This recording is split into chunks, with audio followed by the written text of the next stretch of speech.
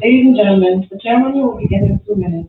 Please take your seats and ensure cell phones and other electronic devices are off during silence. Please note that this ceremony will be recorded so that virtual guests can view today's event.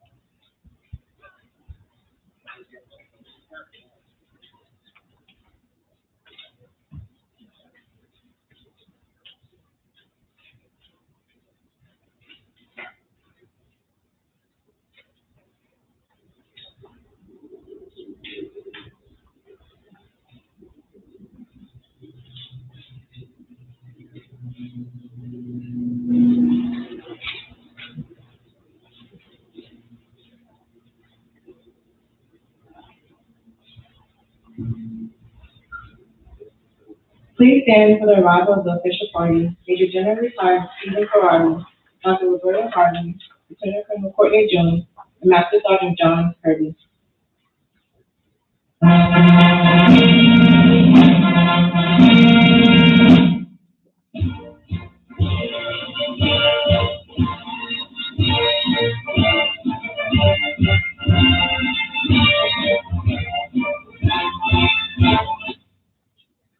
You may be seated.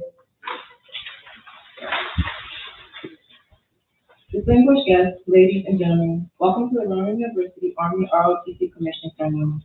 I am Cadet Empathy, and I will serve as today's Master of Ceremonies. Today, we will administer the oath of office, conduct the pinning ceremony, and take part in the Silver Dollar Salute. At this time, we ask that you please rise to the playing of the national anthem, played by Cadet Blues, and remain standing for the invocation from Cadet Heisman.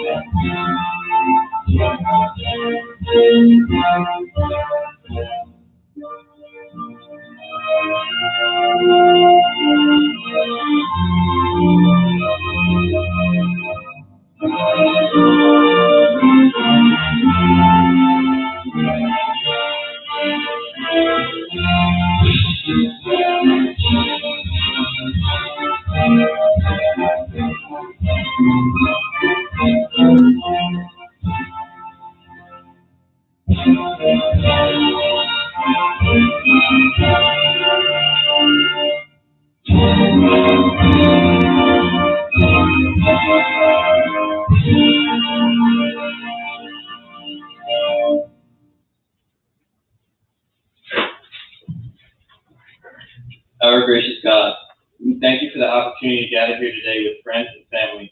We thank you that you have bestowed upon us a place where we can gather and witness the commissioning of 7 excellent leaders. Today we will witness the end of a long journey. Today we will witness the culmination of 4 hard-earned years. Today we witness a generation of new leaders. Bless this day, Lord. Bless the commissionees who are about to take that solemn oath. Bless the families of these cadets as they continue to provide the support and love necessary to the successes we clearly see today. And lastly, bless the soldiers under their charge. May they learn from each other, and may you protect them from harm wherever they be. I pray all these things in your name. Amen. Ladies and gentlemen, please take your seats. Good afternoon. Thank you for joining us on this special occasion for Rowan University, our ROTC program, and for our cadets, soon to be Army officers. The commissioning ceremony celebrates the end of 4 years of training and the entrance into the military profession as an Army officer. It's a culmination of years of hard work and dedication.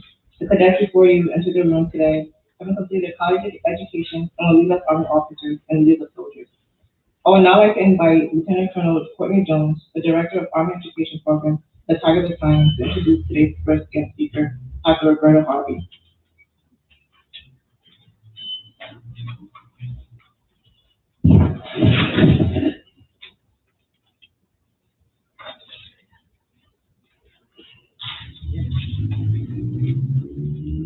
Good morning. This is General Ferrari. Dr. Harvey, thank you for being here. Family, friends, second lieutenants that are previously commissioned, and soon to be second lieutenants, Kania, Rossman, of course, mine, Elaine, thank you. Good morning. This is your day. I'll first take a few minutes to introduce Dr. Harvey. It is an honor to introduce Dr. Harvey. She is the Vice President of Academic Affairs, where she works closely with the provost and the leadership of other divisions to coordinate and support the institution's priorities. She is responsible for the institution's accreditation of the curriculum, development, and approval, learning outcome assessment, academic policies, and documentation of strategic effectiveness and achievement and mission. She serves as the Middle State Commission on Higher Education Accreditation Liaison Officer for Rowan University. She represents the university on two subcommittees, the New Jersey President Council and the Academic Issues Committee, and the Transfer Committee. Ladies and gentlemen, please give a round of applause to Dr. Roberta Harvey.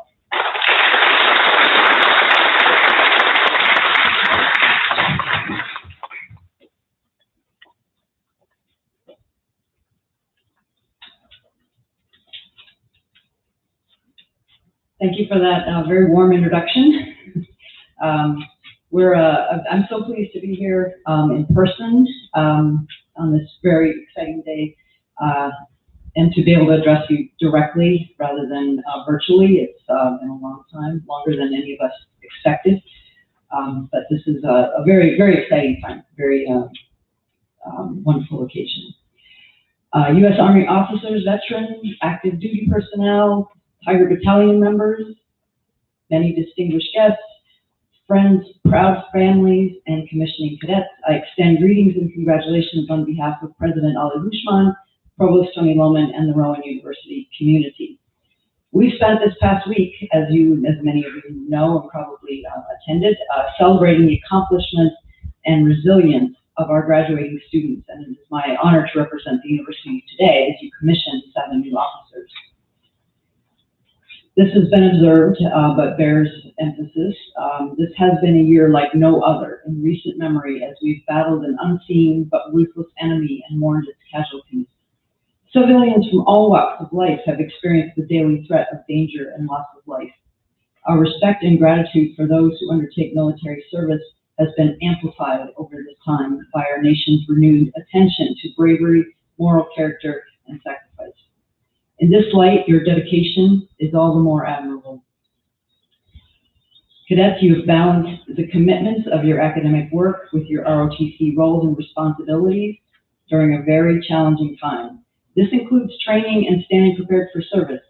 I would like to take this opportunity to acknowledge the over 600 military-affiliated students on our campus and the over 50 students called to extended active duty during the academic year. We await their safe return and pledge our support for them when they resume their studies, and we look forward to seeing them as they go on to their leadership careers as well. Finally, I extend my thanks and best wishes to Colonel Jones and Captain Nyani, who I've had the great pleasure to work with. Unfortunately, much of our collaboration has been virtual, but I'm very proud to be part of the team at the university who supports the program. We're very pleased by its growth and visibility, and I look forward to my new teammates in the ROTC program. We're very impressed and proud of you all, and I can congratulate you and thank you for your service.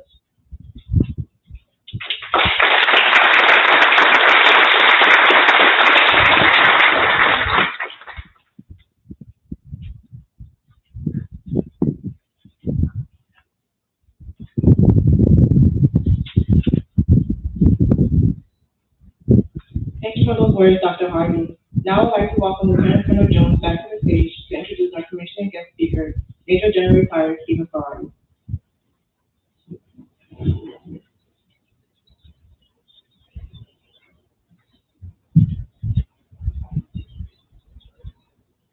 Going to share a brief bio, take about 10 minutes of Major General Ferrari's accomplishment.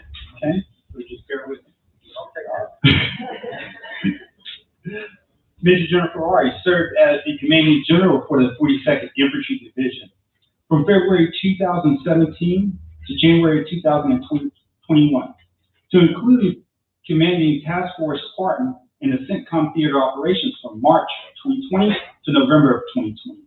His previous assignments include Assistant Adjutant General for the New Jersey Army National Guard, Deputy Commanding General Maneuvers for the 42nd Infantry Division, Chief of Staff for the Army for the New Jersey Joint Force Headquarters and Commander of the 50th Infantry Brigade Combat Team, during his deployment to support Operation Iraqi Freedom from 2008 to 2009 as a Security Force Assistance Brigade with duties at Camp Copper, Camp Buka, Balad, Ashari, and Baghdad. Major General Ferrari joined the Army National Guard in January 1981 as a fire direction specialist in HHB 1st Battalion 112th Philadelphia, Cherry Hill, New Jersey. He received his commission through Army Officer Candidate School at Fort Benning. In March of 1982, he was promoted to the rank of Major General. No, he wasn't promoted, but he was promoted to the rank of Major General in 2017. Major General officially retired after 40 years of military service just recently on February 28, 2021. Major General Ferrari works with the New Jersey Department of Military and Veteran Affairs as the Superintendent of Veteran Haven South in Winslow, New Jersey. Veteran Haven is a 99-bed homeless veterans transition facility that partners with the Federal Veterans Administration to focus on homelessness of veterans, health, welfare, income, stability, and permanent housing placement. His military assignments also include, he actually had a repeat, I'm sorry, his bio is not that long. Right? Thank you, Major. Thank you, sir. Yeah, I don't think you need to hear every duty position that I've had over 40 years, unless you really want to. I'll repeat that for that is. I appreciate the introduction, and as you heard, 1981 is when I started this journey. I was commissioned in 1982. So 39 years ago, I was in your seat. That's a long time ago. I just want to tell you that you don't know where life is going to take you. Believe me, I had no clue or any aspirations to ever become a general officer, but here I am, 40 years later. So you just never know. You just never know. You could be the next general officer from this group. So just keep up the hard work. So good morning, everyone, and thanks for inviting me today. It's an honor to be part of Rowan ceremony class, graduation class of 2021, commissioning ceremony for these great officers. I want to congratulate our newest Army officers and leaders. Let's give them a round of applause.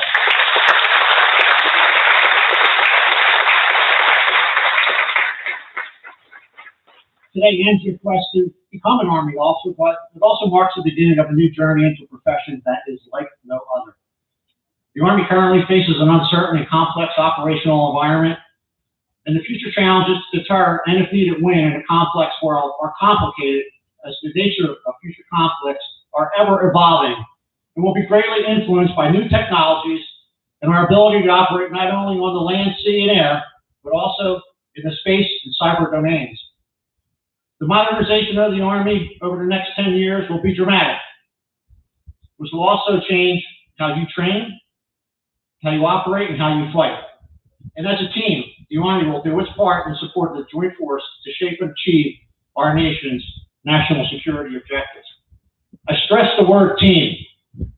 That's a word that should be always on the tip of your tongue. That's one piece of advice I give you as you move forward as a new Army leader.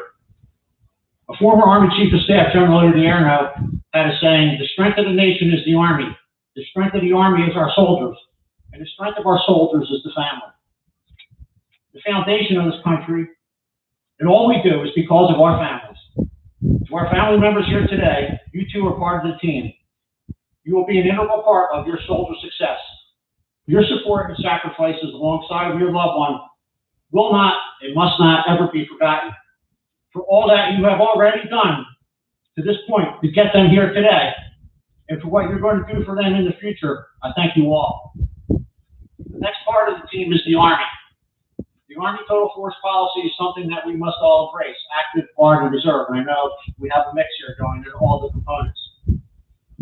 Our component doesn't matter. The fact is that we can't succeed without the active duty, National Guard, and Reserve working together. We have 1,011,000 soldiers in the Army, 485,000 on active duty, 336,000 in the Guard, and 190,000 in the Reserve. You can do the math. Over 50% of the force is in the Guard and the Reserve. As the Army Chief of Staff says, we are not 10 active divisions, we are 18 divisions. We are not 31 active brigade combat teams, we are 57 brigade combat teams. And we are not 485,000 soldiers, we are 1,011,000 soldiers strong. The Joint Force is currently deployed in over 140 countries around the globe in support of ongoing contingency and peace operations. No matter which component you're in, you will inevitably be deployed in the Joint Force, which I think I talked to a couple of you about earlier. Bottom line, no major operation can be sustained without teamwork. We are one Army, indivisible. We are one team of trusted Army professionals united by a vision to win in a complex world. So let's talk about the Army profession. I tell everyone in uniform that if you haven't read Army Doctrine Publication, that's ADP 6-22, Army Leadership as a Profession, you must. It is the one document that actually tells us what the Army expects from us. It also defines the Army ethic, which was finally codified in June of 2015. ADP 6-22 tells us we must value who we are and where we came from. We are trusted Army professionals, honorable servants, military experts, and good stewards of our profession. Never forget, we work for the American people. We must have their trust and confidence, or we will not be successful. Never forget that soldiers are the Army's most valuable resource, and they deserve and expect leaders of character, competence, and commitment. Leaders that genuinely care for the well-being of their soldiers and their families must exist at all levels of command. These qualities are not only important to our soldiers, but to the citizens of this great nation who have entrusted their sons and daughters' well-being to the leadership of the military. Never forget, this is what the Army expects of us, expects of you, and we must continue to deliver. So let's talk about what it takes to be a successful Army officer today. In order to be successful in the current operational environment, we must have cohesive teams that can adapt to rapidly changing situations. Our soldiers must be well-trained and have absolute confidence in themselves and trust in their leadership. You will be given a level of respect because of the rank that you'll put on today. But that won't last very long unless you earn the respect of your subordinates, your peers, your senior officers, your NCOs. You must be confident, credible, and committed. You must communicate and create shared understanding. You must enforce standards. You must always look out for the well-being of your soldiers. These qualities will earn you respect, and that respect will ultimately equal success. The current and future operational environment will provide challenges to all levels of command. However, adaptive and innovative leadership will ensure that the U.S. Army remains a relevant and ready force. General McConville, your current Army Chief of Staff, his number one priority is people. And your top priority will be your soldiers and their families' well-being and the readiness of your unit. We must embrace a culture of readiness across the force. Leaders must continuously manage their personnel, but also their equipment and training to ensure the units meet Army sustainable readiness objectives. Your level of readiness will directly correlate to mission success or failure, and failing is not an option in this business. General McConville will tell you, it all starts with taking care of people, and we must continue to build and maintain a resilient force, ensuring our soldiers and their families are cared for and supported. We must create an environment free from suicide, harassment of any type, sexual assault, and one in which every individual is valued and respected. All must be committed to foster and mentor a diverse workforce by valuing everyone's contributions and creating a climate of trust and confidence. These will be your challenges.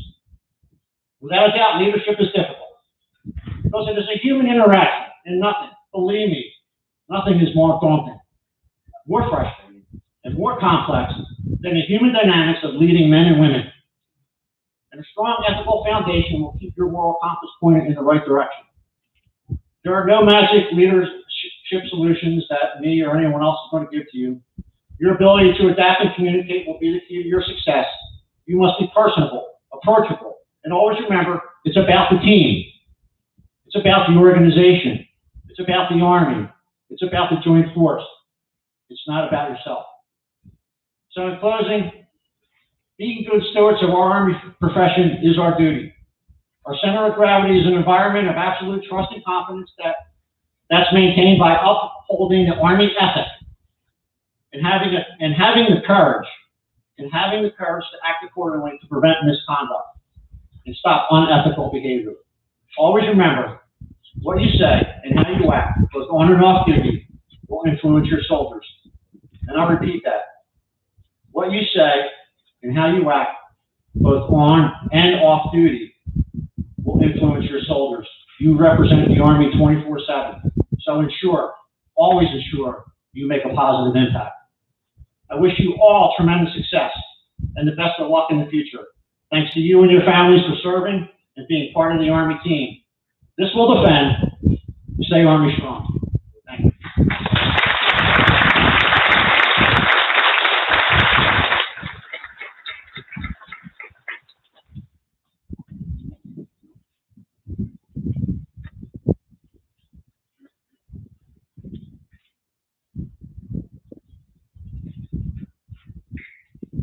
Sir, thank you for those words.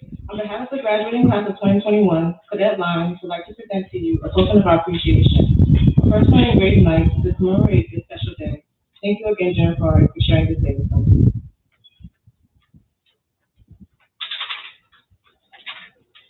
Sir, on behalf of the commissionees, the program, cadre, and myself, we want to thank you for coming out today. Your words mean much to the event.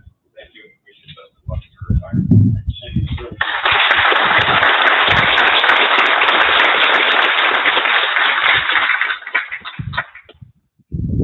Family and friends of our commissionees, as we start the commissioning portion of our program, please feel free to take as many photos as you like. This day is for you to share. We will now introduce the commissionees and administer the oath of office to the office of candidates. Cadet Alice Boussardi, graduate with a bachelor's degree in biological sciences. She has been selected to branch engineer in the United States Army Reserve and is assigned to the 953rd Engineer Detachment, Fort Dix, New Jersey. Cadet Dylan Bonilla, graduate with a bachelor's degree in biological sciences. She has been selected to branch medical services in the New Jersey National Guard and is assigned to Charlie Company, 250th Brigade Support Battalion, 44th Infantry Brigade Combat Team, Jersey City, New Jersey. Cadet David Gosnell, graduate with a bachelor's degree in mechanical engineering. He has been selected to branch engineer in the active duty component. Following basic officer leadership course, to be stationed in Fort Bragg for his first assignment with the 3rd Brigade, 82nd Airborne Division. Cadet James Horton, graduate with a bachelor's degree in disaster preparedness and emergency management. He has been selected to branch air defense artillery in the active duty component.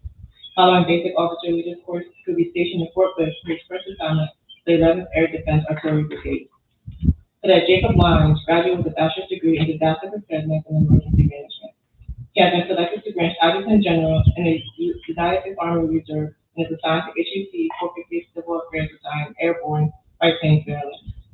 Cadet Anthony with a bachelor's degree in disaster preparedness and emergency management. He has been selected to branch air defense artillery in the active duty component. Following basic officer leadership course, he will be stationed at Fort Bliss for his first assignment, the 11th Air Defense Artillery Brigade. Cadet Xavier Singh, graduate with a bachelor's degree in biochemistry.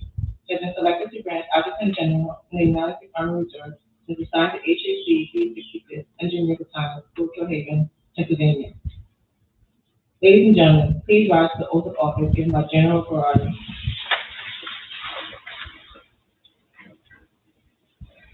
Attention to the oath. I state your full name. I, Xavier Singh, solemnly swear. Do solemnly swear that I will support and defend the Constitution of the United States support and defend the Constitution of the United States against all enemies, foreign and domestic, against all enemies, foreign and domestic, and I will bear true faith and allegiance to the same. And I take this obligation freely without any mental reservation or purpose of evasion. And that I will well and faithfully discharge the duties of the office on which I am about to enter.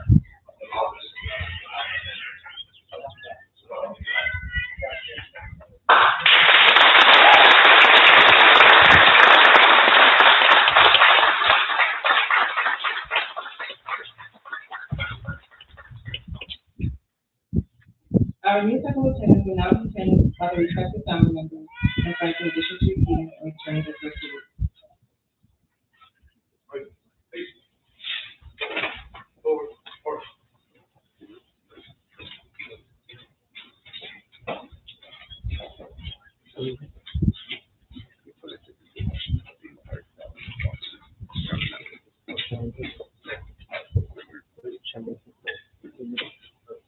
You may now be seated. The silver dollar salute is an honored position. A brand new second lieutenant proudly hands the silver dollar to the first enlisted soldier who salutes him or her. The exact origin of the custom is arguable, but probably goes back to when an enlisted soldier was assigned to a new officer in British Army to teach his officers the regiment's history, traditions, and customs. American second lieutenant in 1816 received a monthly base pay of $25, a $3 ration allowance, and $1 for service. The dollar sign on the picture may be the basis for the modern custom of the silver dollar salute. Today, this moment has a special significance as it signifies the teaching of gratitude to the officers and knowledge that they sent to the talent. Second Lieutenant Bastari will be sent by her mother and father of real wars to Larry Bastari.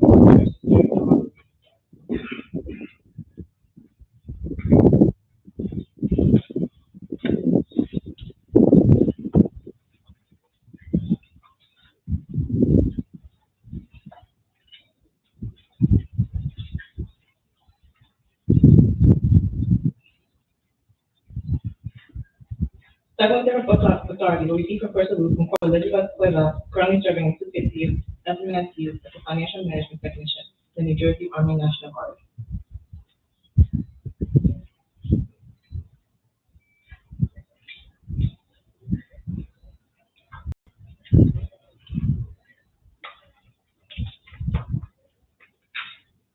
You may now return to your seat.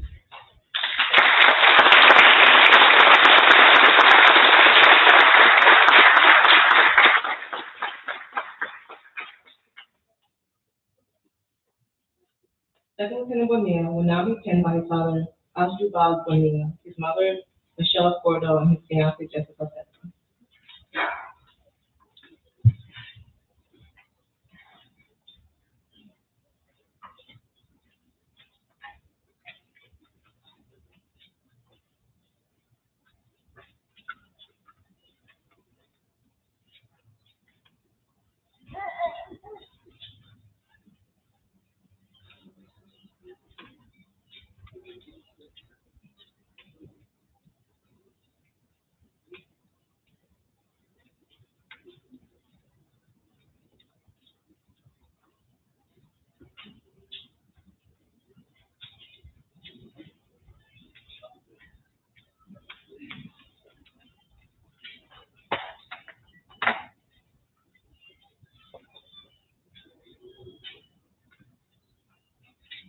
Second Lieutenant Bonilla will receive his first salute from Cadet Hicks, HAC 11688, HB, New Jersey National Guard.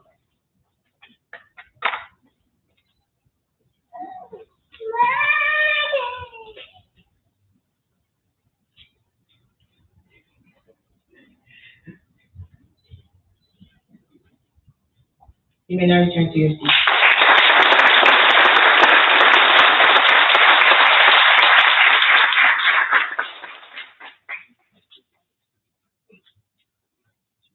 Second Lieutenant Gosman will now be penned by his mother and father, Karen and Gwen Gosman.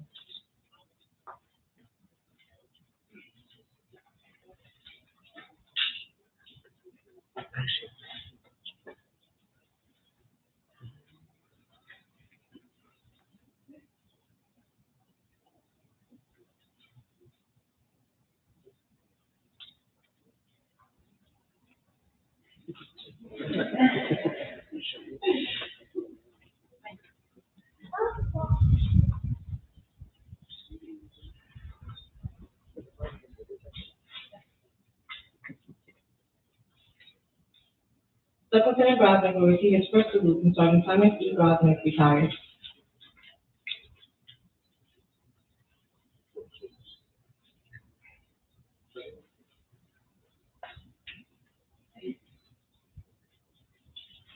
He will now return to his seat.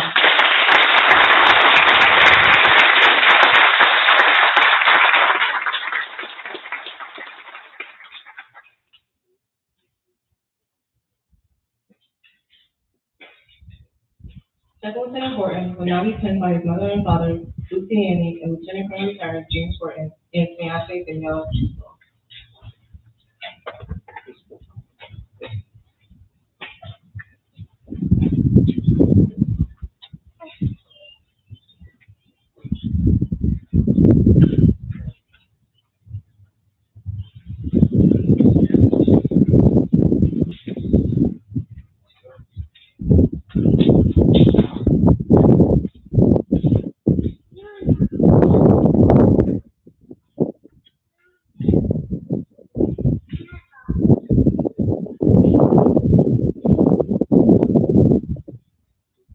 Second Lieutenant Horton will receive his first salute from Corporal Eric Montano, United States Marine Corps, currently serving with the First Central Helicopter Squadron, HMX-1.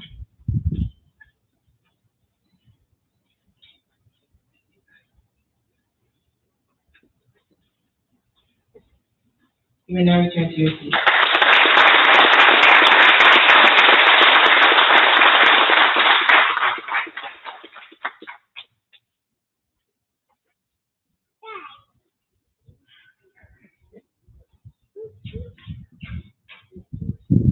Second Lieutenant Lyons will now be pinned by his mother and father, Jessica and Neil Lyons, brother Josiah Lyons, and fiancee Shelby Taylor.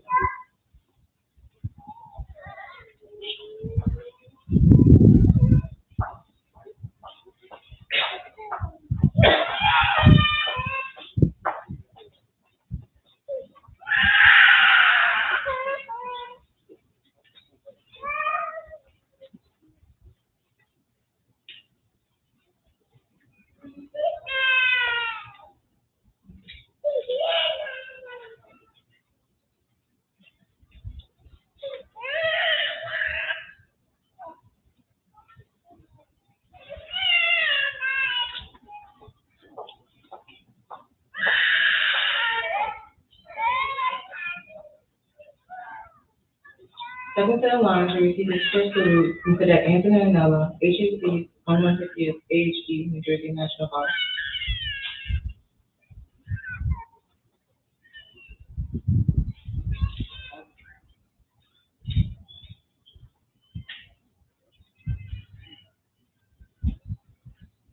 You may now return to your seat.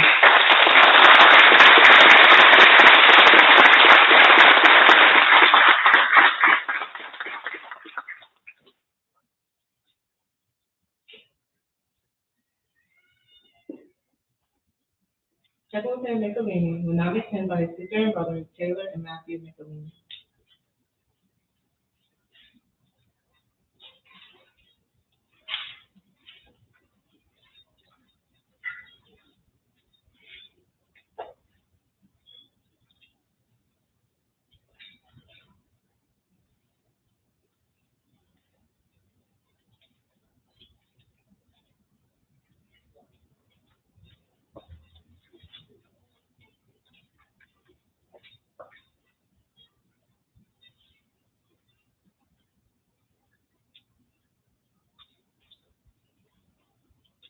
Second Lieutenant Michelini will receive his first salute from Cadet Colin Brownwell, 328th NC Company, New Jersey National Guard.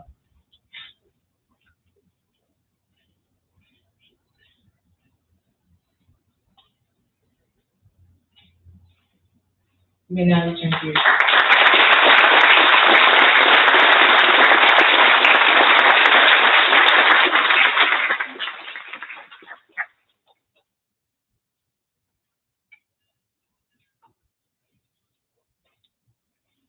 Second Lieutenant Singh will will now be pinned by his mother and father, Sajid Kaur and Jagdish Singh.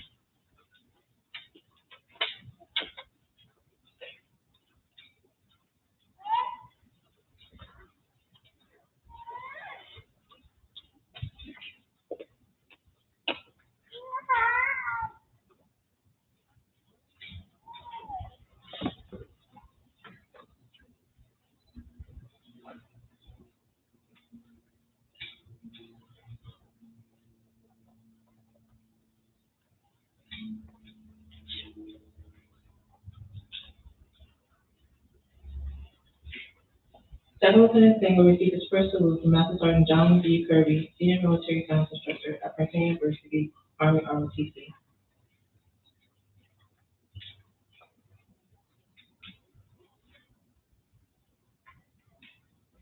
You may now return to your seat.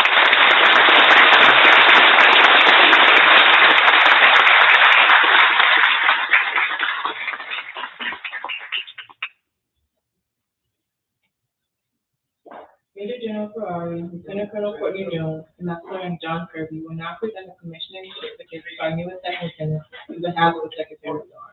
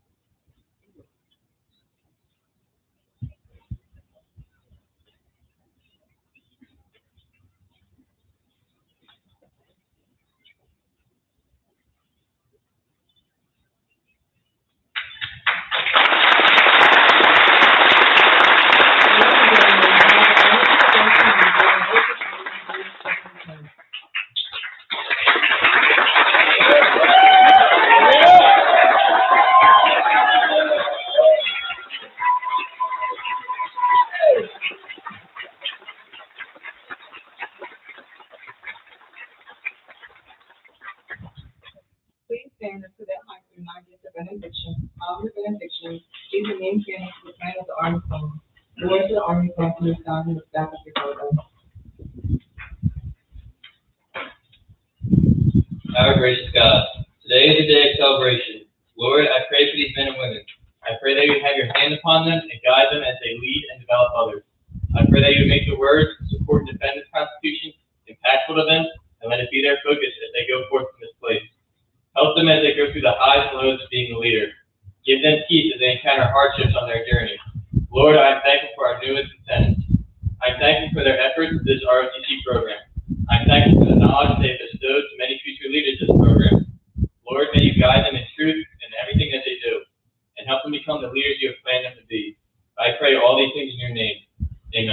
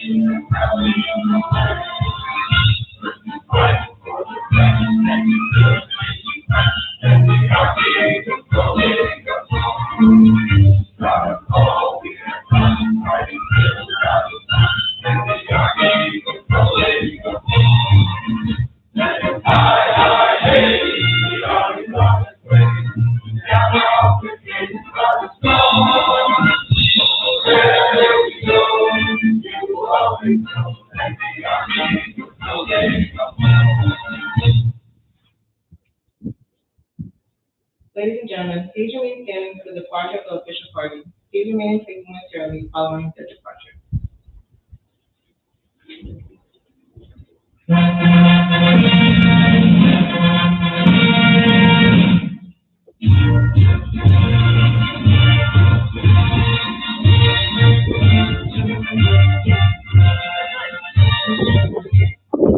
This concludes the 2021 Rowan ROTC. Thank you for attending. We ask that you please stay within your bubble as we start the ceremony. Please ensure you have a professional clothing in the back while leaving today's ceremony.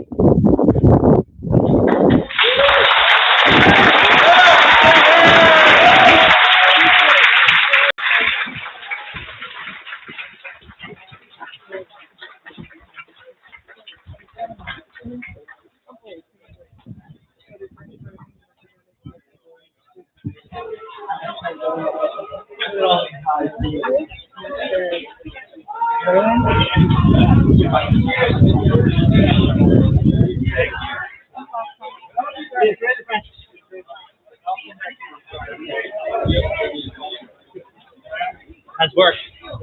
Sorry, he put how's work? Looks good. Yeah? Yeah. How you doing?